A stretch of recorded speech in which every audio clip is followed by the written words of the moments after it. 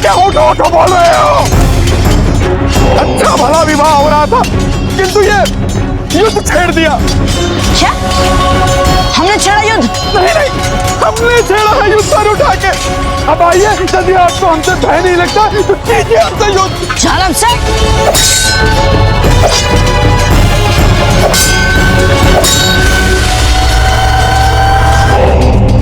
अब हम आपको और लड़ने नहीं दे सकते। वैसे ही जो जंग हमारी नहीं है उसके लिए इतने जख्मी हो चुके हैं आप बेवजह। आपको जंग का लुत्फ उठाना था, उठा लिया, अब चलो। पर खान बाबा, उसके साथ हमें अपनी जंग मुकम्मल करनी है अभी। ऐसे कैसे छोड़ कर चलती जाऊं? खान बाबा, प्रताप से अभी भी कोई हिसाब बराबर करने हैं हम।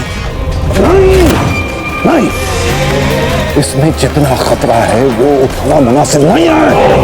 आपने अपनी शमशीर के जोर पर इतनी वक्त सल्तनत बनाई, आपको उस पर हुकूमत करना है और आपको अपने अब्बा हुजूर के ख्वाबों की तामीर करनी है, समझ रहे हैं आप? चलिए यहाँ से।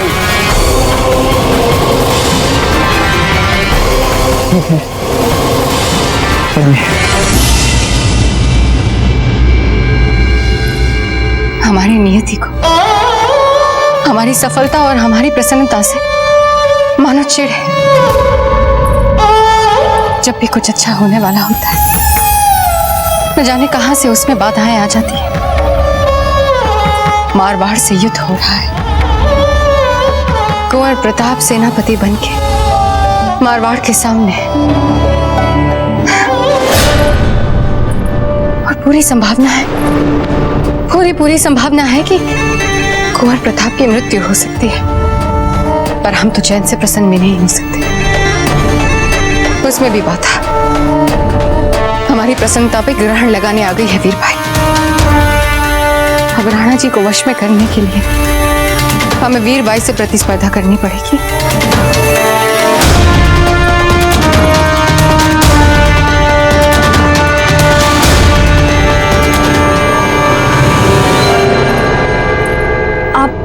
आप व्यस्त हैं? क्या चाहती हैं हमसे? कुछ भी नहीं, वो युद्ध के बारे में सोचकर हमारा मन बहुत विचलित है।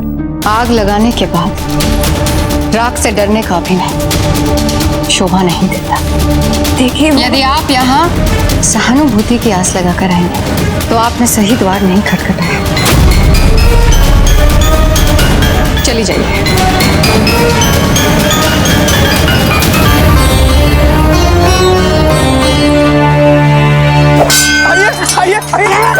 प्रताप, अभी आप देखिएगा कुछ ही क्षणों में ये युद्ध समाप्त हो जाएगा। रुको।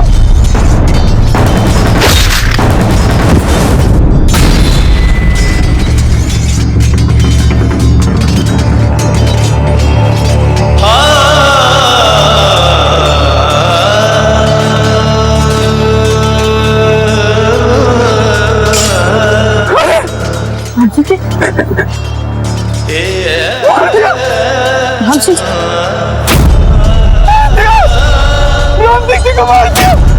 हे भगवान, राम सिंह जी तो प्रताप को बचाने आए थे और प्रताप ने किसी नहीं मार दिया। अरे मार दिया, अरे मार दिया।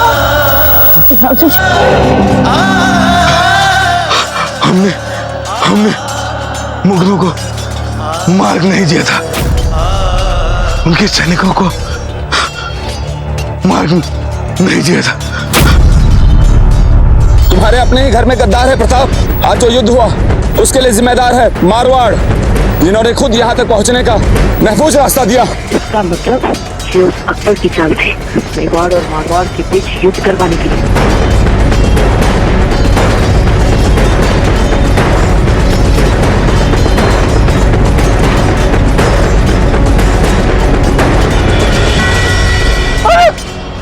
राम सिंह जी को मार दिया, अरे मार दिया।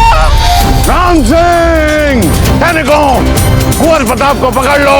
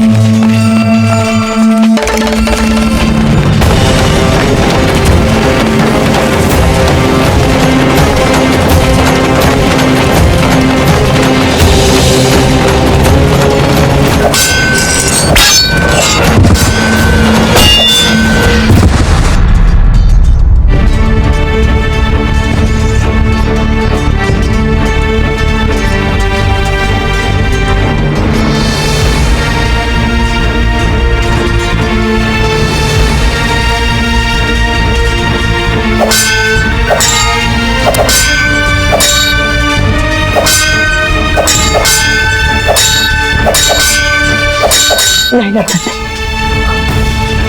अपने भाई बंधुओं के साथ हम नहीं लड़ सकते।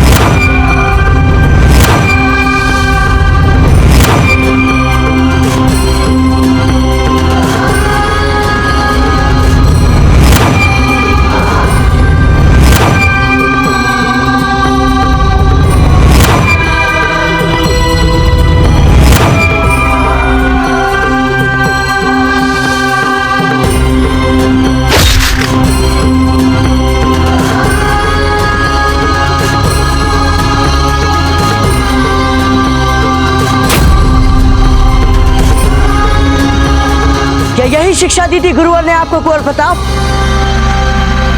बोला था ना आपसे गुरुवर ने कि लड़ना पड़ेगा अपनों से।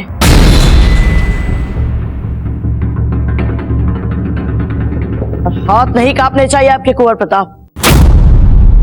बोला था ना गुरुवर ने।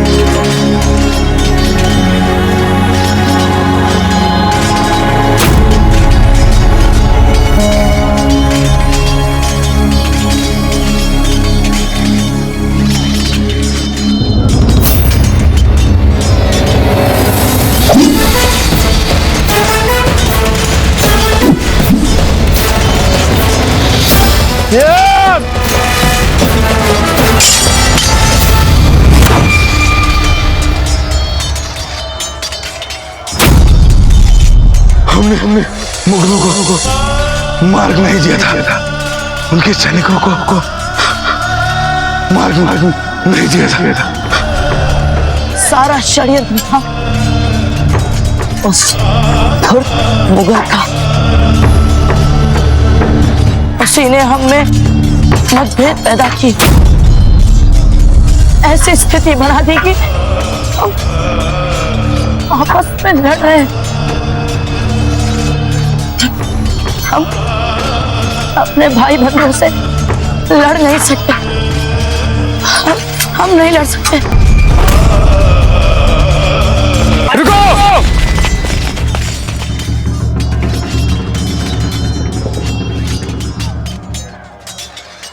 कोई कुंवर प्रताप पे आक्रमण नहीं करेगा। कुंवर प्रताप निहत्थे हैं और एक निहत्थे पे वार करना सच्चे योद्धा को शोभा नहीं देता। क्या मतलब है इसका कुंवर प्रताप? क्या ये कोई परिहास है? बाबूजी राज अस्त्र उठाइए, कुंवर प्रताप तलवार उठाइए। आपका शत्रु आपके सामने खड़ा है, उठाइए तलवार। कौन है यहाँ शत्रु? हमें तो सब अपने ही दिखाई दे रहे हैं दासीराज। लड़ाई शत्रुओं से नहीं, अपने आप से लड़ी जा रही है। आप भी रुक जाइए दासीराज, रुक जाइए आप सब भी।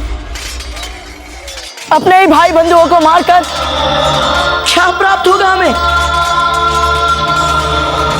यदि रक्त बहा नहीं है तो उस तुर्क मुगल का भाई है जो संपूर्ण राजपुताने पर अपना अधीन करना चाहता है।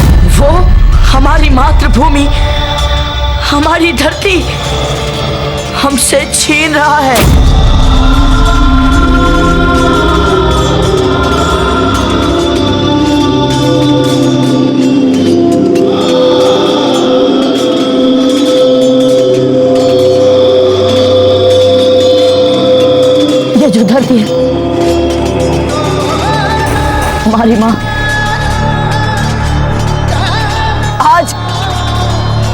ही बच्चों के रक्त में नहा रही है।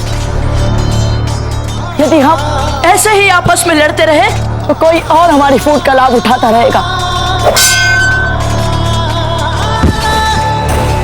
आज वो मुगल लाभ उठा रहा है, कल कोई और लाभ उठाएगा।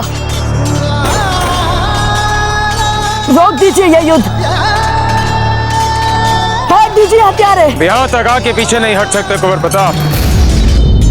आपको ये युद्ध लड़ना ही होगा।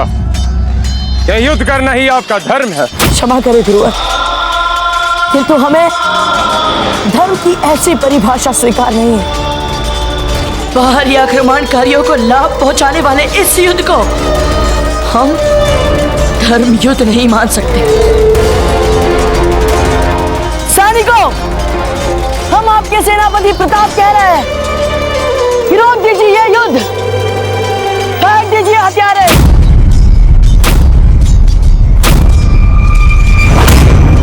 सेनापति प्रताप, ये क्या कर रहे हैं आप? सेनापति बनाना आपने हमें हुक्म, हम अपनी सेना का मार्गदर्शन कर रहे हैं। यही धर्म होता है ना एक सेनापति का हुक्म। अपने ही भाई बंधुओं से लड़कर, उन्हें मारकर, राजपुतानी की एकता के नाम पर उसे बांटकर हमारी मातृभूमि को बाहरी आक्रमणकारियों के लिए सहज सुलभ करवाने को यदि आप धर्म मानते हैं तो हम इस धर्म को मानने से इनकार करते हैं हुक्म। अब हम इस युद्ध में शस्त्र नहीं उठाएंगे, नहीं उठाएंगे हम शस्त्र।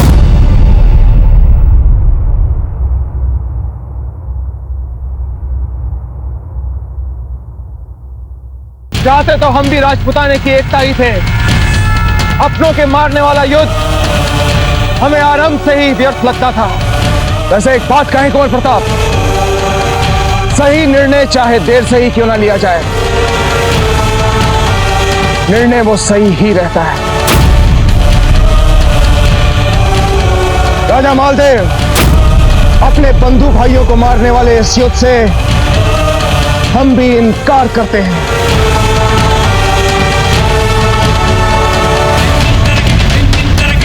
इस युद्ध का हिस्सा हम भी नहीं बनेंगे।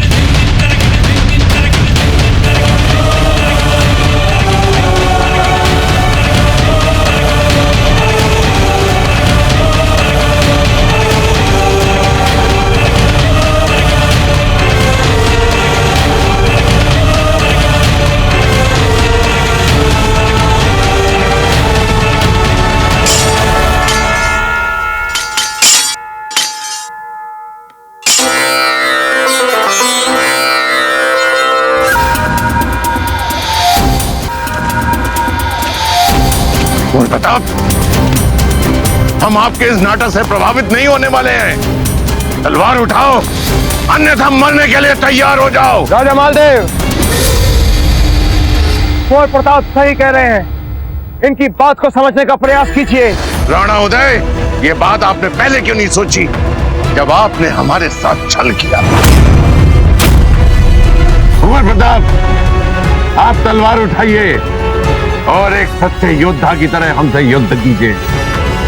यदि आपको लगता है कि हमें मारने से आपके प्रति शोक को शांति मिल सकती है तो लीजिए,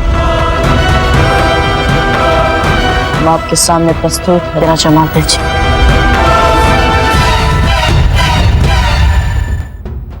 मार दीजिए हमें।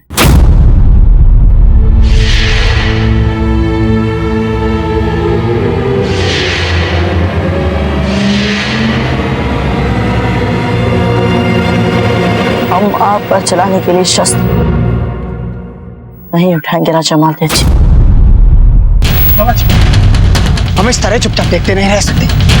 हमें रोकना ही होगा राजा मालदेव को, अन्यथा ये मार डालेंगे हमारे बाबूजी। रावत जी, आप ऐसा कुछ नहीं करेंगे। किंतु राणा जी। रावत जी, कुंवर प्रताप, आप अपने शस्त्र उठाएं।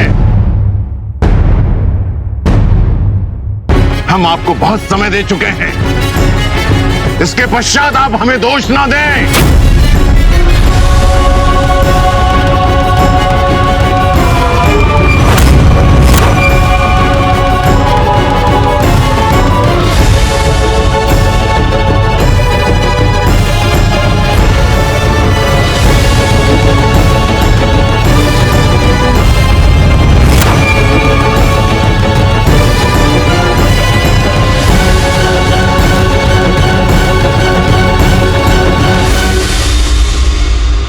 हम एक सच्चे योद्धा हैं, हम एक सच्चे राजपूत हैं, और एक सच्चा राजपूत निहत्थे पर वार नहीं करता है। ये मत सोचना कुंवर प्रताप कि हम आपकी मीठी मीठी बातों में आ गए हैं। आपकी इन व्यर्थ बातों में हमें कोई रुचि नहीं है।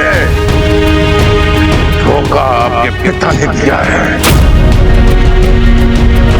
दंड पूरा मेवाड़ भुगतेगा।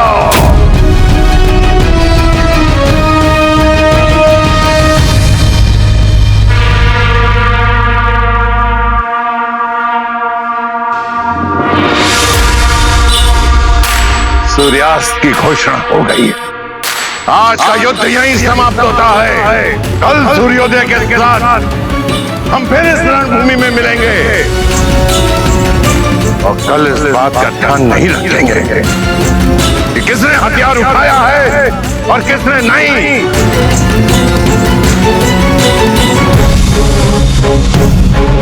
एक बात हम याद रखेंगे कि कुंवर प्रताप, आपने हमारे बेटे को अपनी तलवार से